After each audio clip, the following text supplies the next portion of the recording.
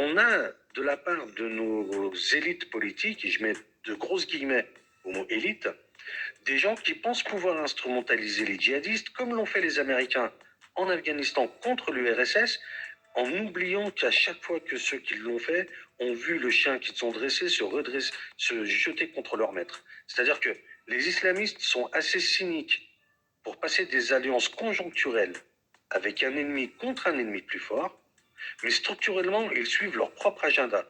Et nous avons des hommes politiques qui se croient plus futés que ne le sont l'ensemble des pays arabes et musulmans, notamment les occidentaux.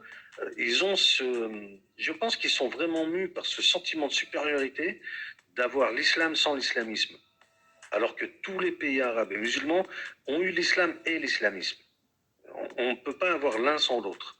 Et je crois qu'on a affaire à des hommes politiques qui croient vraiment pouvoir instrumentaliser les islamistes en tirant les marrons du feu. Je pense par exemple que l'AFI soutient qui nous savons en France parce qu'ils se disent que ce sont des gens qui sont fondamentalement révolutionnaires, ils peuvent faire basculer la société, mais quand ils le feront, c'est nous qui tirerons les marrons du feu. Sauf que ce qu'ils ne savent pas, c'est que nous étions formés, et tous les groupes islamistes le sont, on avait une méthode, Al-Qaïda avait une méthode du moins, s'agissant de la formation sur une arme, de toujours rajouter un volet militaire, un volet psychologique, un volet tactique et un volet religieux.